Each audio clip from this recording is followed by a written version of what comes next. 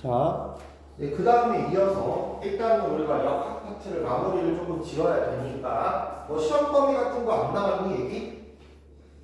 어디서부터 어디까지 나온다고? 몇 단원까지? 저희 처음부터 끝까지 그러니까 끝까지가 뭐 통합과학 보면 다 들어간다는 거야? 정확하게 나왔어요. 그러니까 이게 왜냐면은 하다가 보면은 진도 각이 나오고 너는 시험 며칠이야? 6월 30일이야? 23일이야?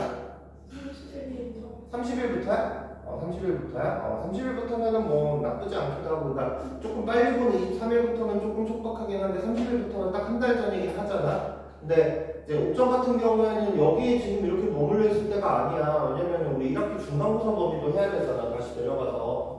기말고사 범위가 얼추 마무리가 돼야지 나머지 중간고사 범위를 주면서 너네가 이거 채워가지고 오세요, 채워가지고 오세요 하는 거고. 옥빛은 뭐 얘기 나온 건 따로 없어? 끝까지는 끝까지 한대? 그러니까 왜 내가 이걸 자꾸 물어보냐면 내가 그래도 너네가 3년 차잖아. 우리 학원이 이제 3년째니까 1학년 애들 3년째 하고 있는데 옥점도 그렇고 옥빛도 그렇고 그 통합과학 전체 범위를 한 번도 더 나간 적이 없어. 그러니까 중간중간에 막 빼먹고 나가고 그러거든. 그래가지고 물어본 거야. 근데 옥빛은 사실 중간고사 때 딱 절반을 딱 쳐가지고 문제는 없을 것 같은데 이제 문제는 옥점이지. 그래서 덕평고는 아마 작년에 전체 시험 범위에 그 사단원 통제를 안 했고, 덕평고는 옥점고는 재작년인가에 사단원 통제를 안 했나, 아니면 중간에 소단원들을 뺀 걸 합하면 대단원 하나가 나올 정도로 빼기는 했거든요.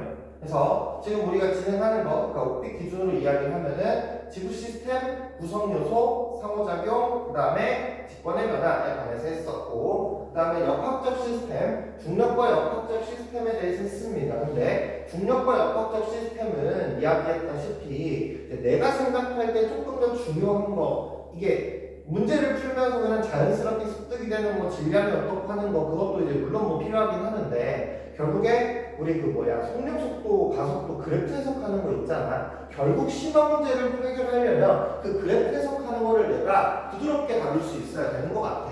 그것도 있고요. 그 다음에 하나만 더, 이제 문제 풀 때 문제 풀이하는 풀이 과정이 고정되어 있습니다. 그래서 나는 이 유형을 어떻게 풀어야 돼가 바로바로 풀이 과정이 나오는 게 목적이야. 아까 보면서 막 하면서 내가 뭘 어디서부터 어떻게 손대야겠지 모르겠다 하면은 어차피 나는 가망이 없다고 생각을 해. 그래서 너네가 공부하는 방법이라고 봐야겠지. 유형별로 있어. 예를 들면은 우리 중력에서 이렇게 공 2개 나와 있는 문제가 나왔어. 아마 이번에 내가 소수형으로 줬을 텐데 소수형 문제 있던 것 같은데, 요거 나오면 식은 뭐라고 쓰라고 했어? F는 R제곱분의 G 라지안 스몰m이라고 쓰고, 여기에 대해서 R이 어떻게 변하냐, 뭐 M이 어떻게 변하냐, 서로 같다? 이런 것도 물어봤었죠. 그 다음에 떨어지는 거 할 때 어떻게 돼? 두 개가 떨어집니다. 하나가 질량이 M이고 하나가 질량이 2M이야. 누가 먼저 떨어져? 이찬이 누가 먼저 떨어져? 가벼운 게 먼저 떨어져? 무거운 게 먼저 떨어져? 똑같이 떨어집니다. 똑같이 떨어진다고 여러 번 강조했어요. 영상 안 봤으면 영상 필기는 어디 했어? 확인은 했어? 근데 왜 이걸 무거운 게 떨어진다고 하지? 똑같이 떨어진다고 한 4번을 맞았을 텐데 똑같이 떨어집니다. 그래서 이거 할 때는 질량이 2배면 중력이 2배, 가속분 1점 이렇게 이제 얘기했던 거고요. 맞나요? 질량이 2배면 중력이 2배, 가속분 1점 했던 거고, 폼을 그 다음에 떨어지는 거 할 때 우리가 이런 것도 있었어. 그 VT 그래프 계산하는 거 있었잖아. 그래가지고 자유낙하 운동, 특히 중력 포물선 운동, 자유낙하 운동을 하는 친구들은 꼭 알아야 되는 거. 그러니까 너네가 목표하는 게 뭐 각자의 등급 목표가 다르겠지만 최소 1, 2등급을 노린다면은 높이가 45m에서 떨어졌어? 3초 떨어졌네? 지면에서의 속도는 30m/s이다 라고 나와야 돼. 높이가 1초 떨어졌어? 5m 높이에서 1초 떨어지고 중간 속도 지면에 도달했을 때가 10m/s. 2초 떨어지면은 높이 20m에서 중간 속도 20m/s. 3초면은 45m/s 정도는 내가 가지고 있어야지 시험 볼 때 훨씬 더 수월하게, 문제 풀 때 수월하게 나간다는 거지.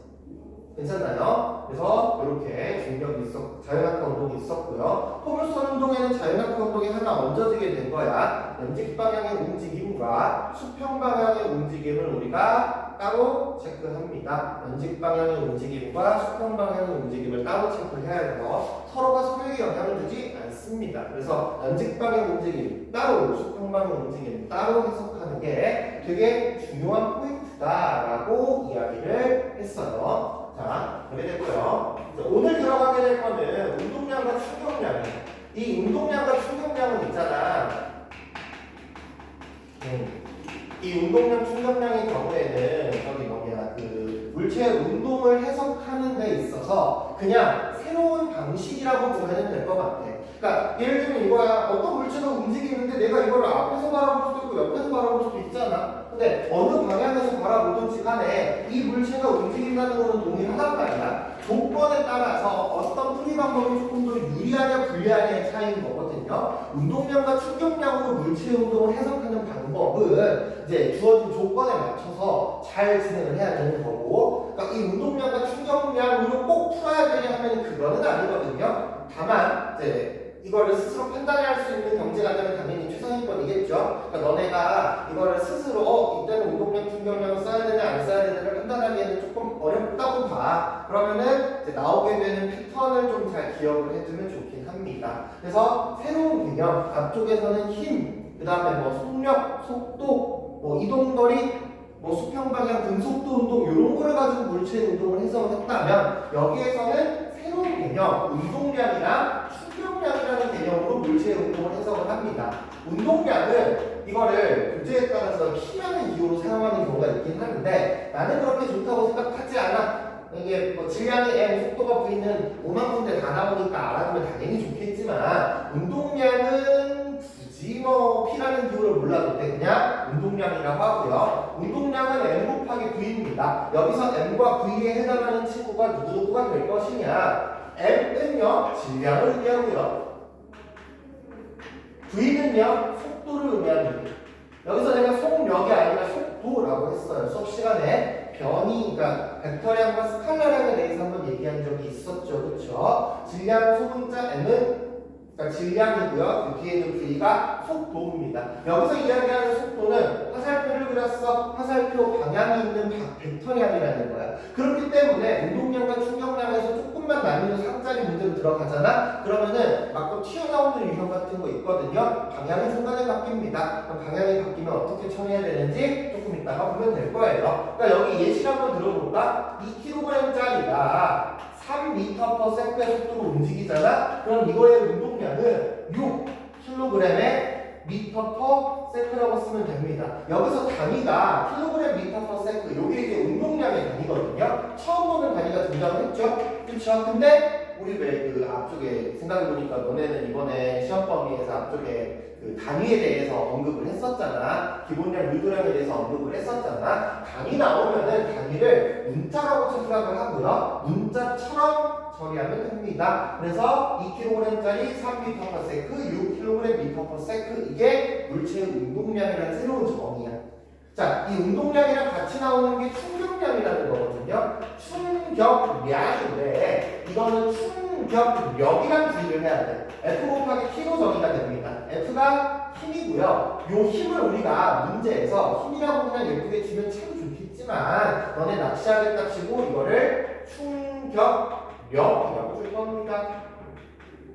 곱하기 이제 T는요 시간이 될 거예요. 그래서 얘는 내가 뭐 10N의 힘을 2초 동안 주었다 라고 하잖아. 그러면은 20의 뉴턴세크라는 단위가 됩니다. 힘의 단위인 뉴턴과 시간의 단위 세크가 합해져서 20N세크인 거지. 근데 이게 운동량의 단위랑 충격량의 단위가 얘네들의 단위가 같은 단위거든요. 얘네들이 같아. 이거는 누구를 건드려 보면 되냐면 미터를 사실 건드려 보면 돼. 미터가 유도량이잖아. 기본량이 아니지. 그럼 어떤 기본량들의 합으로 되어 있는지 보면은 우리가 F는 MA라는 식이 있었어요. F는 MA는 1N의 힘이 있으면은 1kg짜리가 1m/s 제곱의 힘을 가진다라고 했습니다. 맞나요? 1N의 힘을 주면 1kg 1m/s 움직여. 1kg의 m/s 제곱이 1N이야. 그러면 1N의 세크는 1kg의 m/s 제곱에다가 세크를 곱한 거니까 이렇게 되겠죠. 그래서 단위는 같은 단위야. 운동량의 단위랑 충격량의 단위는 같은 단위이거든요. 다만 우리가 문제를 풀 때 운동량의 단위는 20N세크 이래버리면 안 돼. 그러니까 예의는 갖추자. 같은 단위긴 하는데 학교 선생님이 이제 문제에서 운동량을 물어봤다. 그럼 단위를 킬로그램 미터 퍼 세컨을 붙여주고 충격량을 물어봤다. 단위를 뉴턴 세컨을 붙여주긴 해야 됩니다. 그러니까 특히 두 번째 문제 풀 때 충격량이 얼마야? 20킬로그램 미터 퍼 세컨이라고 하잖아. 그럼 학교 선생님이 틀렸다 처리할 거야. 같은 단위인데 그거는 뭐 우리가 할 말이 없어. 그거는 이제 룰을 따라야지. 그래서 운동량의 단위랑 충격량의 단위를 나누면 되고요. 얘네들을 같이 배우는 이유가 세 번째야. 세모의 운동량, 이 세모라는 기호 내가 물리하면서 혹시 알려준 적 있었나? 세모가 변화량이라는 거거든요. 운동량이 상황에 따라 변해. 이 운동량의 변화량이 충격량이야. 근데 우리가 이제 원래 변화량을 할 때는 어떻게 해? 변화량은 처음 빼기 나중이야, 나중 빼기 처음이야? 여기서는 헷갈릴 때 내가 시험 성적을 이야기하라고 했었죠. 그렇죠? 시험 성적으로 이야기하라고 했습니다. 왜냐하면 내가 시험이 80점에서 90점이 됐으면 10점이 올랐네라고 하잖아. 플러스 10이라고요. 근데 90점에서 80점이 되면 10점이 내린 거잖아. 마이너스 10에 해당한다고. 그래서 이거는요. 나중 빼기 처음이야. 나중 운동량 빼기 처음 운동량이거든요. 근데 이 상태로 주지 않습니다. 왜냐? 너네는 계산을 못해. 너네는 더하기 빼기는 그나마 사람같이 해. 미안. 더하기 빼기를 못해. 더하기랑 곱하기는 사람같이 하는데 빼기랑 나누기를 사람같이 못해. 그렇기 때문에 문제에서 빼기랑 나누기가 나오면 빼기랑 나누기를 시도하는 것 자체가 나는 안 좋다고 보거든. 그러니까 처음에 준비할 때부터 이거를 좌변으로 이해하라고 하는 거야. 그래서 이 운동량, 충격량과 관련해서 선생님이 제안하는 표현은 이거야. 처음 운동량, 충격량, 나중 운동량. 처음 운동량, 충격량, 나중 운동량. 이 세 가지를 항상 구해야 됩니다. 모든 문제를 풀 때, 계산 문제를 풀 때 이 세 가지 중에 두 가지는 무조건 어느 한 군데 숨어 있을 거야. 처음 운동량, 충격량, 나중 운동량 세 가지 중에 하나는 무조건 숨어 있을 거고요. 얘네들이 어떤 관계를 가지냐? 봐봐. 나중 빼기 처음이 충격량이잖아. 근데 나는 원하는 건 처음을 앞으로 보냈다고 이해하고 그래서 처음 더하기 충격량은 나중에 값을 가져. 처음 더하기 충격량은 나중에 값. 그래서 오늘은 이 표를 가지고서 여러 가지 유형의 문제를 풀어보는 연습을 할 겁니다. 내용 정리해 봅시다.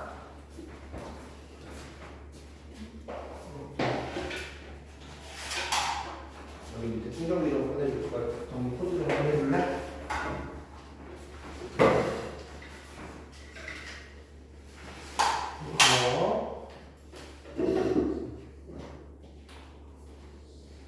너 불편할 것 같으면 뒤로 빼고 괜찮을 것 같아? 자, 오른쪽 하단에 있는 문제 해석을 좀 해볼게요. 어떻게 풀어야 됐었냐? 그냥 뭐 답만 나오지 말고 어떻게 풀어야 됐었냐를 보면은 자, 처음 운동량, 충격량, 나중 운동량 세 가지를 구해야 돼. 그럼 처음 운동량을 구하려면 내가 뭘 어떻게 해야 되냐?가 중요하겠지. 처음 운동량을 구하려면요 질량에다가 속도를 곱할 건데 처음에 속도를 구하면 돼요. 자, 여기에서 지금 우리가 1학년 레벨이잖아. 1학년 레벨에서 솔직히 질량이 변하는 건 나 거의 못 본 것 같아. 그래서 질량 곱하기 처음 속도라는 생각을 하면 됩니다. 그럼 질량 3kg이야. 처음 속도 알아 몰라? 나 알아. 그래서 오른쪽 방향으로 6kg 미터 퍼 세컨입니다. 충격량을 구하려면 뭐랑 뭐가 필요해? 힘 곱하기 이 힘을 들 시간이 필요하잖아. 힘과 시간 주어져 있네. 6N 2초. 그쵸? 그러니까 오른쪽 방향으로 12N 세컨입니다. 자, 마지막인데 여기서 이제 중요해. 결과가 이거는 이제 아마 중상위권 친구들이 이제 풀이과정 수정할 때 나오는 건데 나중에 속력 V를 구하시려고 하잖아. 그럼 너네가 흔히 하는 실수가 뭐냐면은 아니 질량 곱하기 나중 속력이잖아. 그치? 질량 곱하기 나중 속력이니까 질량이 얼마야? 3이네. 나중 속력을 문제에서 V라고 줬잖아. 여기를 3V라고 딱 쓰잖아. 이거 안 돼. 안 됩니다. 여기를 3V라고 쓰면은 어려워져요. 내 풀이에서 이거 3V라고 쓰면 어려워지면 그럼 뭘 써야 되냐? 하나, 두 개 나타났잖아요. 얘 뭐야? 두 개 더하기 관계라며. 얘를 먼저 해야 돼. 나중 운동량을 18kg 미터 퍼 세크인 거야. 그리고 자 여기서 중요해. 보세요. 는 MV를 꼭 쓰세요. 꼭 써야 돼. 다시 한번 강조합니다. 꼭 써야 돼요. 는 질량이 3kg이야. 속도가 얼마일까? 3을 나누지 말고 3에다가 얼마를 곱해 18을 이렇게 생각하는 거야. 얼마야? 6이 되겠네요. 그쵸? 그래서 6m per 세크가 되는 겁니다. 정답이. 됐나요? 얼마를 곱해야 될지 생각하는 게 그 문자들이 막 덕지덕지 붙어있는 경우 있잖아. 그 문자들이 덕지덕지 붙어있는 경우에서 되게 유리하게 작용을 합니다. 알겠나요? 요렇게 풀어야 돼요. 풀이 과정 내가 진행한 거 그대로 빼먹지 말고 정리해 놓으세요.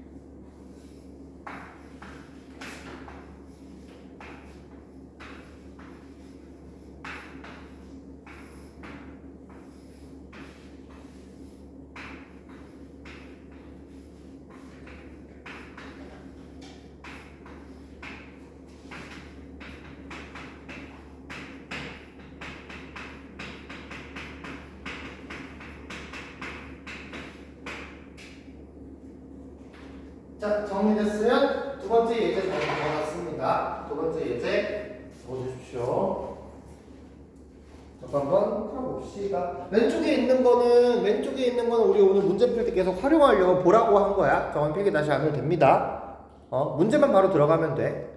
얘도 처음 운동량, 충격량, 나중 운동량을 계산을 해야 됩니다. 이 문제가 이제 벡터에 관한 문제입니다. 혹시 처음 운동량 얼마 나왔나요? 처음 운동량 얼마 나왔니? 왜 문제 안 풀어?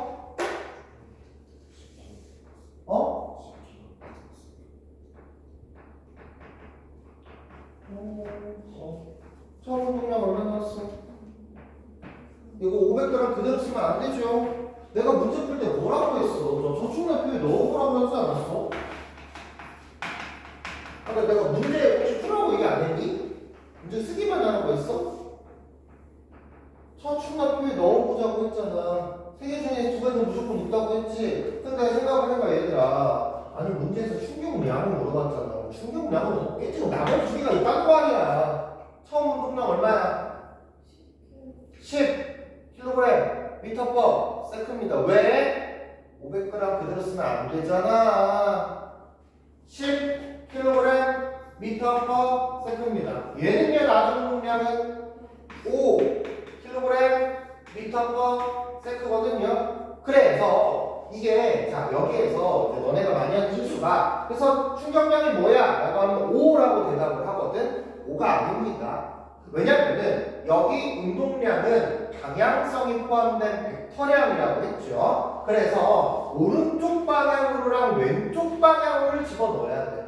그럼 생각을 해봐. 우리가 얘들아 오른쪽으로 10으로 가고 있는 거를 멈추려면 일단 얼마를 줘야 돼? 왼쪽으로 10을 줘야 될 거 아니야? 그럼 일단 멈춰야 다음으로 가는 거잖아. 그렇잖아. 그래서 오른쪽으로 10을 가던 거를 왼쪽으로 5가 되게 하려면 변화량이 15가 돼야 돼. 혹시 여기 잘 안 알아듣는다? 자, 내가 오늘 학교 갈 때 10만 원 들고 갔어. 집에 갈 때 5만 원 빚이 생겼네. 나 오늘 얼마 쓴 거야? 15만 원 쓴 거잖아. 그래서 물리에서는 이 플러스 마이너스를 방향의 개념에 집어넣어가지고 합니다. 처음 운동량 플러스 방향이요. 어디를 플러스 방향으로 할 거냐? 어디를 플러스 방향으로 할 거냐면은 내가 마음에 드는 방향을 플러스라고 하면 됩니다. 다른 방향 뜻하는 게 아니라 내가 원하는 내가 마음에 드는 방향을 플러스라고 잡을 거고요. 그 또 다른 거 하나는 그럼 내가 오른쪽 방향을 지금 플러스로 잡아놓은 상태죠. 그쵸? 그러면은 반대쪽은 어떻게 되겠어? 왼쪽 방향으로 마이너스를 잡아놔야 된다는 뜻입니다. 괜찮나요? 오른쪽 방향으로 플러스 10인데 이게 왼쪽으로 마이너스 5가 되면 생각을 해봐. 플러스 10이 마이너스 5가 되려면 변화량이 얼마나 잡혀야 돼? 마이너스 15가 변화량이 잡혀야 되지 않겠어? 그래서 충격량은 마이너스 15N이라고 할 수 있는 겁니다. 괜찮나요? 그래서 이렇게 병 맞고 튀어나가는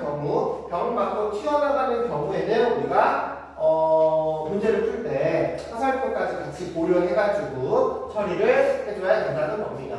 괜찮죠? 그래서 이게 두 번째 유형이고요. 세 번째 유형도 적어 놓을 테니까 두 번째 유형 정리하고 세 번째 유형까지 이어가지고 해봅시다. 세 번째 유형은요, 어떤 물체가 있어요. 10kg짜리가 10m/s로 벽을 가고 있다가 벽에 박아서 멈췄어.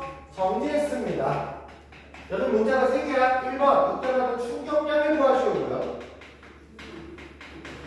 그 다음에 2번, 정지할 때까지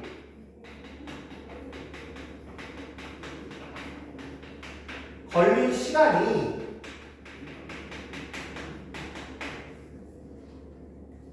0.1초라고 할 때 그때 받은 충격력을 구하시오가 두 번째. 세 번째는 똑같은데 정지할 때까지 걸린 시간이 이번에 0.5초라고 할 때 이때의 충격력을 구하시오가 세 번째입니다.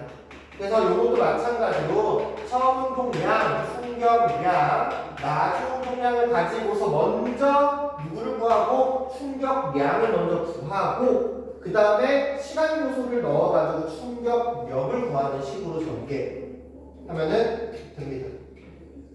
괜찮죠? 왼쪽 문제 정리해 놓고요. 오른쪽 문제 이어서 풀어보도록 합시다.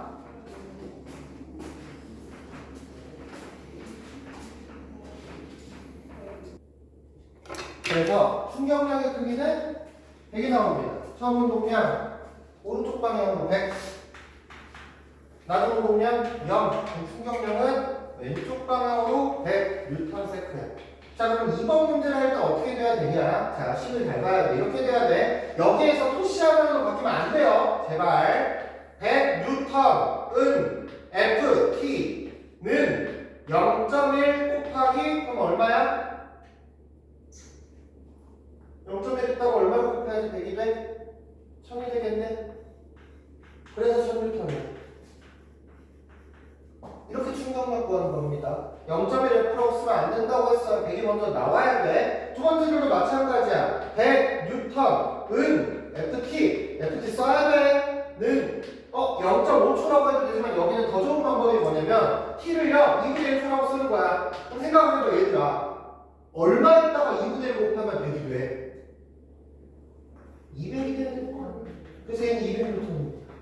그러니까 봐봐. 얘네들이 받은 충격량은 100N으로 똑같거든요. 100N으로. 근데 시간이 0.1초에서 0.5초로 늘어나니까 받는 힘이 줄어드는 결과가 나왔어. 그쵸? 이게 이제 어떤 거냐면은 우리가 안전장비들을 착용한다고 생각을 해봐. 그럼 보통 일반적인 안전장비들은 어떤 겁니까? 말랑말랑하거든요. 그쵸? 충격 흡수하는 뭐 엉덩이 보호대 이런 것들 다 말랑말랑하잖아. 그 충격 흡수하는 엉덩이 보호대, 에어백 아니면 쿠션 이런 애들이 전부 다 요거를 활용을 하는 거야. 똑같이 충격량을 받았는데 받는 시간을 늘리게 되면은 충격력이 감소하는 효과가 나오게 돼서 그래요. 요거는 조금 이따가 조금 더 내용들을 보면서 이것저것 참고를 하도록 할 겁니다. 그래서 요 내용 적어주시면 됩니다. 풀이하는 과정. FT 써 잠깐만 이거 카메라 멈춰놓고 FT 써서 넘어가는 거 꼭 신경 써야 돼요. 자, 그래서 이런 운동량과 충격량인데 이런 운동량과 충격량을 가지고서 일상생활에서 적용이 되는 게 있어. 그게 이제 어떤 거냐? 일상생활에서의 적용을 좀 봅시다. 두 가지 케이스가 있습니다. 이건 내가 얘기하는 게 첫 번째가 멀리 보내기 케이스고요. 두 번째가 충격 흡수 케이스야. 근데 이게 멀리 보낼 때랑 충격 흡수하는 때를 우리가 둘 다 동시에는 아니고 서로 번갈아 가면서 왔다 갔다 하는 경우가 있거든요. 무릎으로 점프 뛰어서 착지할 때입니다. 그럼 얘들아 생각해봐. 내가 높이 뛰고 싶어? 그럼 무릎을 어떻게 해야 돼? 굽혀야 돼. 이만큼 굽히는 거랑 많이 굽히는 거랑 차이가 많이 나지, 그치? 무릎을 많이 굽히면 더 높이 뛸 수 있잖아. 무릎을 굽히는 거, 무릎을 굽혔다 피면은 높이 점프할 수 있어요. 착지할 때 안 아프게 착지하려면 어떻게 해야 돼? 무릎을 굽혀야 돼. 둘 다 무릎을 굽히네. 근데 첫 번째 케이스는 내가 무릎을 굽히는 행동을 함으로 인해서 높이 점프할 수 있게 되는 거고, 두 번째는 내가 무릎을 굽히는 행동을 함으로 인해서 충격을 감소시킨단 말이지. 그러니까 이 무릎을 굽힌다는 행동이 변화할 때까지 걸린 시간을 늘린다는 뜻이야.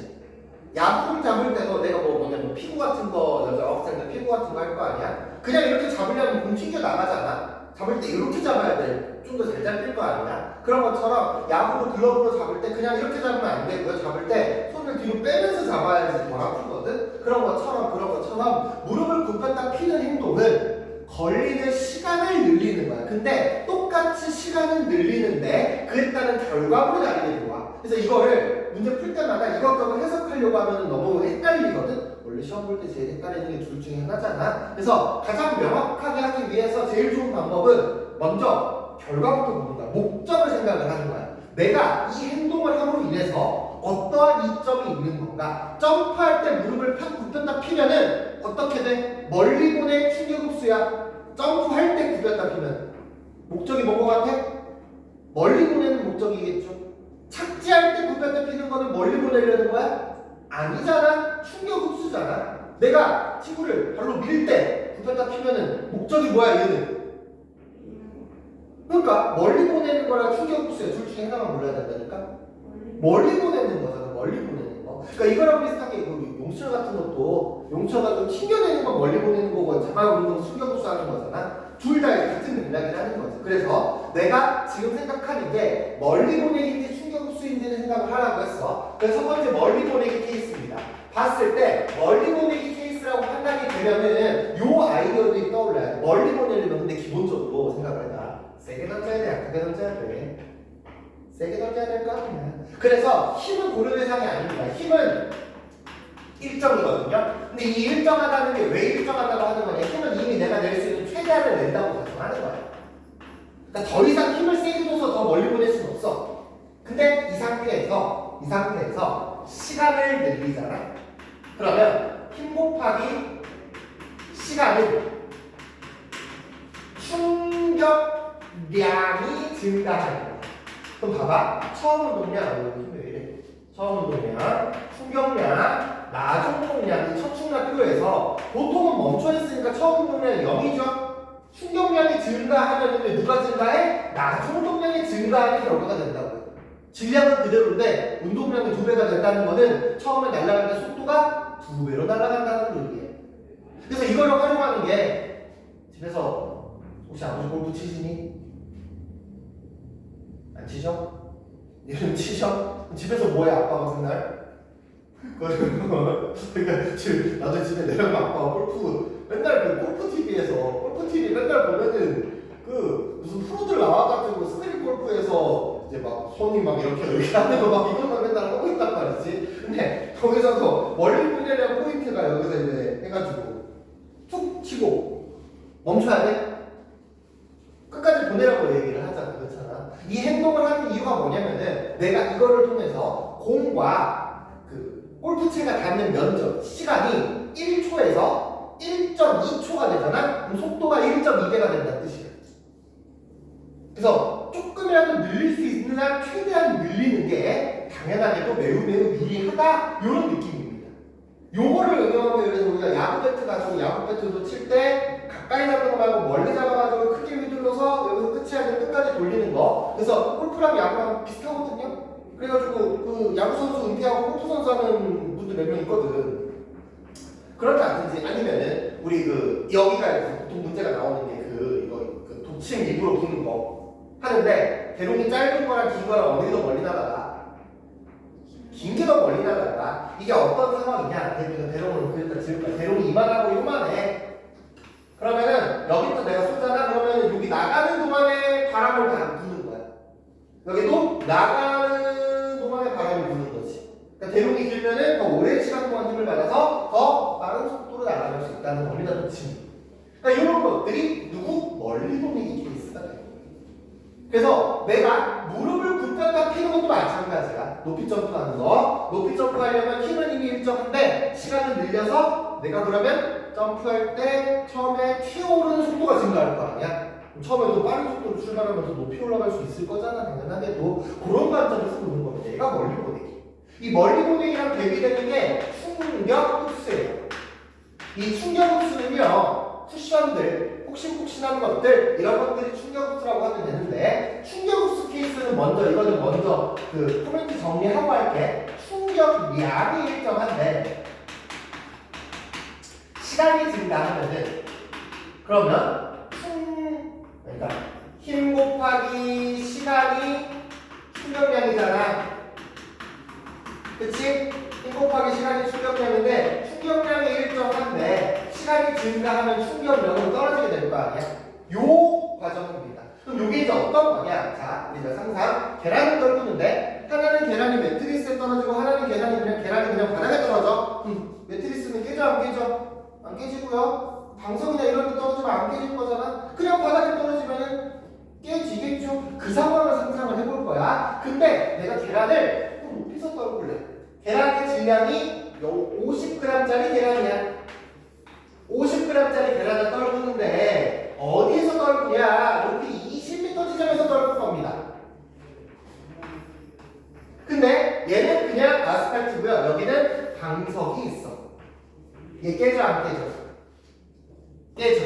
얘는 안 깨지라고 놓은 거긴 해. 사실 방석이. 이때 계란이 받은 충격량을 구하셔. 자, 계란이 떨어지겠지. 떨어지면서 속력이 점점 좀 어떻게 돼? 빨라지겠죠. 땅바닥을 닿기 직전 계란의 속력 얼마일까?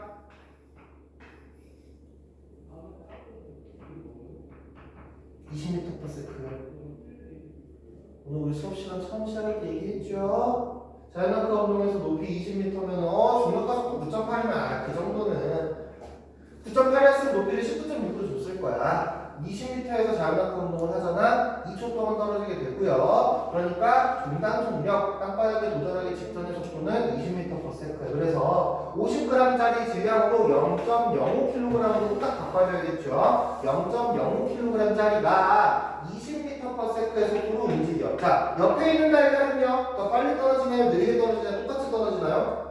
똑같이 떨어져. 그러니까 운동량이 왼쪽에 있는 1번 달걀과 오른쪽에 있는 2번 달걀 모두 다 운동량이 처음 운동량이 척축날 내가 세로로 한번 써볼게. 척축날을 세로로 써보면은요. 둘 다 처음 운동량이 1kg/m인 거야. 둘 다. 둘 다 바닥에 정지했어. 나중 운동량이 얼마야? 0이다. 충격량이 둘 다 어때? 마이너스 1kg/m 마이너스 1Nm 운동량이니까 kg/m/s랑 Nm랑 같은 단위긴 하지만 충격량 할 때 얘기한 Nm라고 하라고. 그러니까 마지막에 정지만 한다면 둘 다 방향은 위쪽 방향으로 오겠죠. 둘 다 위쪽 방향으로 똑같은 충격량을 받다. 똑같은 충격량을 받는다. 그래서 이게 어떤 느낌이냐? 자, 이게 내가 매를 맞을 건데 물어볼 거 아니야? 몇 대 맞을래? 10대 해. 10대 맞겠죠? 10대 때렸어. 근데 옆에 몇 대 맞을래 해가지고 한 대 맞겠대. 그럼 선생님이 어떻게 하냐? 아까 10대 맞은 애에 10배의 파워로 때립니다. 다리가 어떻게 될까? 떨어지겠죠. 그쵸? 다리가 부러질 거 아니야. 그러니까 이게 무슨 뜻이냐면은 시간이 늘어나면은 충격을 나눠서 만든 거야. 나눠서. 그러니까 내가 이걸로 약하게 여기를 손가락으로 톡톡톡톡톡 해서 한 100번 때려. 너 별로 안 일어나잖아? 100배의 세기를 한 번 빡 때리면은 부러질 거 아니야. 그렇잖아. 시간이 짧으면 일어나는 게 이 충격력을 짧은 시간에 몰아서 받기 때문에 충격력이 빡 증가하게 되는 그런 영향이 나타나게 됩니다. 괜찮나요? 그래서 아직 우리가 그래프 해석을 안 배우긴 했는데 이게 이걸 A라고 하고 얘를 B라고 할게. A, B, A, B, A, B. A랑 B에 이 충격량과 관련된 그래프를 우리가 힘 시간 그래프로 표현을 하거든. 요거 이 다음 페이지에서 바로 내가 설명할 거야. A의 경우에는 아스팔트에 떨어진 친구는 이렇게 영향이 들어가고 B에 떨어진 친구는 이렇게 영향이 들어가. 그러니까 이게 한 번에 걸쳐지는 최고 맥시멈 힘인 거예요. 근데 이 맥시멈 힘이 얘는 달걀 깨뜨리기 전까지만 탁탁탁탁 준 거고 얘는 달걀을 부숴버리는 거지. 어떤 느낌인지 알겠나요? 자, 요게 멀리 보내기 케이스와 충격흡수 케이스가 될 겁니다. 정리해 줍시다.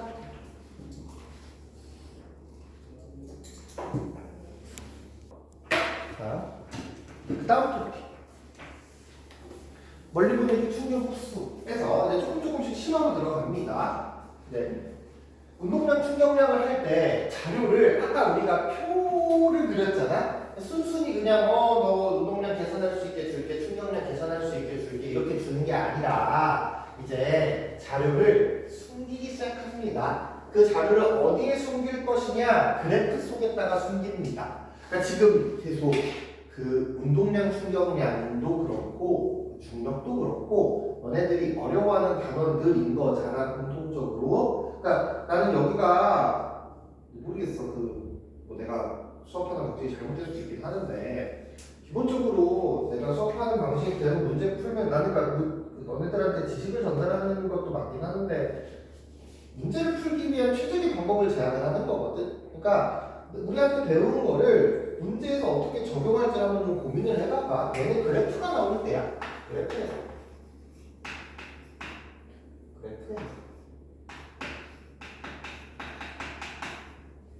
이 그래프를 해석을 할 건데 그래프를 어떻게 해석할 거냐. 그래프의 종류가 두 가지 종류의 그래프가 우리는 등장을 하게 돼요. 어떤 그래프냐. 첫 번째 그래프는 가로축이 시간이고요. 세로축이 운동량인 그래프가 등장을 합니다. 가로축이 시간, 세로축이 운동량인 운동량 시간 그래프가 등장을 하게 돼. 이 운동량 시간 그래프를 내가 이렇게 한번 줘볼게. 개형을요. 이렇게 주겠습니다. 그러면은 이때가 2초고요. 이때가 4초야. 이때 운동량은 10kg m/s라고 줄게. 그러면 이 운동량 시간 그래프는 해석을 하는 방식이 어떻게 들어가냐? 얘는 각 전의 좌표를 읽으면 돼. 각 전의 좌표 값을 읽으면 됩니다. 그럼 뭐냐? 0초일 때 운동량이 0kg m/s. 2초일 때 운동량이 얼마야? 10kg m/s. 4초일 때 운동량은 얼마야? 10kg m/s인 거야.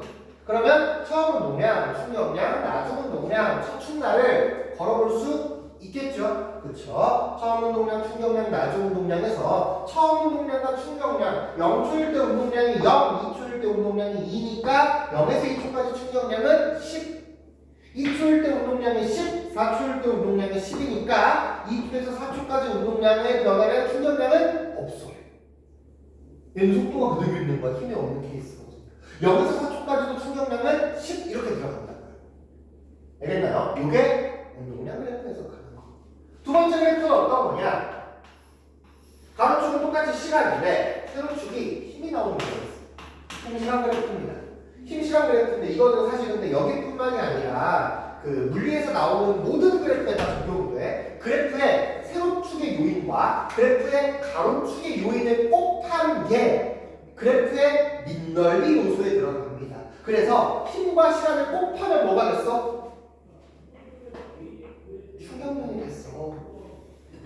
그렇잖아. 그러니까 개념이 똑같아. 2초고요, 4초란 말이야. 얘가 10N이야 이번에. 그러면 여기서는요 어떻게 하는 거냐, 이 그래프의 밑넓이를 구하는 거야.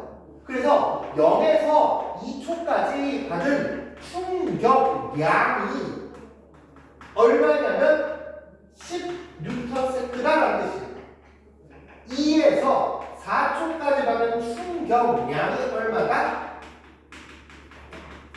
20Nm. 그럼 처음에 상태가 있겠죠? 문제 잘 봐야 돼. 처음에 무조건 정제되지 않아. 그러니까 여기 이렇게 들어가. 2kg짜리 물체가 2m/s로 움직이고 있는데 이 친구가 그래프와 같이 힘을 말했다. 4초 뒤에 속력은? 이라고 물어봐. 그러면 처음 운동량, 충격량, 나중 운동량을 쓸 건데 처음 운동량은 처음에 4kg/m/s구나. 힘을 받았대. 얼마를 받은 거야? 충격량을 30N를 받는 거잖아. 따라서 나중 운동량이 34kg/m를 먼저 쓰고 여기에 는 MV는 질량이 2kg니까 속도가 17m/s구나 라고 마감이 된다. 그래도 과정을 조금 따라오겠나요? 이렇게 한번 걸어가지고 지금. 그래서 얘는 힘시간 그래프는 충격량이 그래프의 밑넓이에 숨어있다 라는 겁니다. 정리해줍시다.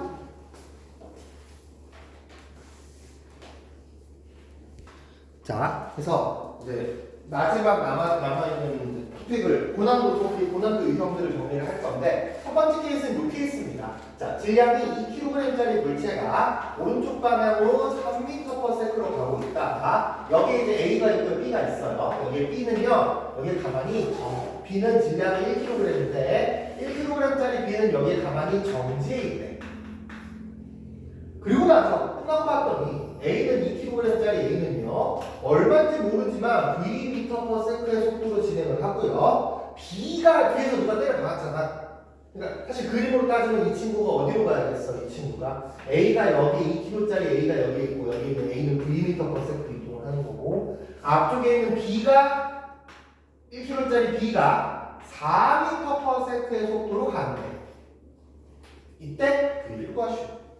거든요. 일단 한번 해볼래? 아마 높은 확률로 못 풀지 싶은데 그래도 한번 해봅시다. V를 구하시오. 자, 한번 비교해 봅시다. 여기는 안 보이면 계속 안 보일 수밖에 없어. 왜냐면 뭔가 하나를 깨우쳐야 되거든요. 근데 이제 나오게 되는 물체가 A랑 B입니다. 그럼 A랑 B에 대해서 각각 우리는 처음 운동량, 충격량, 나중 운동량을 해봐야겠죠. A는 처음 운동량이 얼마야? 오른쪽 방향으로 6kg/m/s입니다. 나중 운동 충격량 알아볼래? 모르죠. 나중 운동량 알아볼라? 몰라. 이 자리에 EV라고 절대 쓰지 말라고 했어. 이 자리는 문제에서 주어진 미지수는 문자잖아. 그거만 미지수가 들어오면 안 돼. B는요, 처음 운동량 0이에요. 나중 운동량 4입니다. 오, 여기 들어. 그러면 생일 중에서 누구를 알아? 두 개를 알잖아. 그러니까 B를 먼저 걸어서 우리가 분석을 할 수 있다는 거지. 그럼 B는 충격량이 얼마입니까? 오른쪽 방향으로 4Nm. 여기에서 B의 충격량을 조금 뜯어보면은 얘 왜 이 충격량이 생긴 거야? A가 때려서. 그치? 그러면 봐봐. B가 있는 곳에 A가 와서 때려 박아. 누가 더 아파? 똑같아. 왜? 작용반작용이 뭐야? 내가 딱 친구 등을 때렸어. 그럼 친구 등이 내 손바닥을 때린 거거든. 둘 다 아파. 그렇잖아. 그럴 적 없어. 친구 등짝 딱 때렸는데 내 손바닥이 더 아픈 경우 있지 않아? 똑같은 힘으로 맞은 거라니까 똑같이 맞은 거야. 누가 뭐 아프고 안 아프고 하는 게 없어. 똑같이 아파. 똑같이. 그래서 A가 B를 때리는 힘이 B가 A를 미는 힘이랑 똑같다고요. 방향은 반대. 크기는 같고 방향은 반대. 시간은요? 아니 A가 B를 뭐 예를 들면 0.1초 동안 밀었다고 해도 B도 A를 0.1초 동안 밀 거 아니야?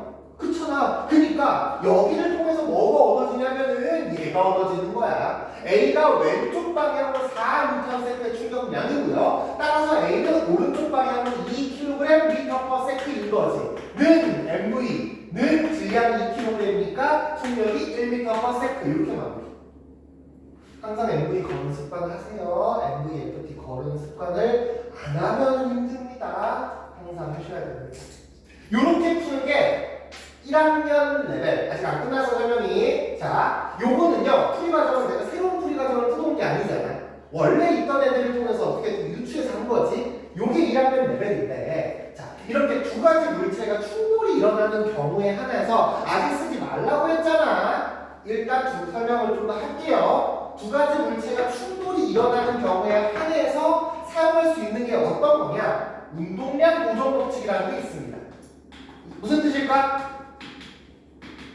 운동량이 보존된다는 거야. 그리고 약간 우리 이런 느낌 나는 거를 역학적 에너지 보존 법칙을 배우긴 했었잖아. 역학적 에너지 보존은 외부에서 어떤 뭐 외력이 작용하지 않았을 때만 적용이 되는 특별한 케이스거든. 운동량 보존 법칙은 이제 모든 상황에 다 적용이 돼. 충돌이 일어나는 경우에 하나야. 그러면 이 운동량 보존 법칙에 따르면 처음과 나중에 전체 운동량을 우리가 계산할 수 있어. 처음 운동량은요, A가 얼마야? 오른쪽 방향으로 6이고요. B는요, 0이에요. 처음 운동량은 그래서 6kg/m입니다.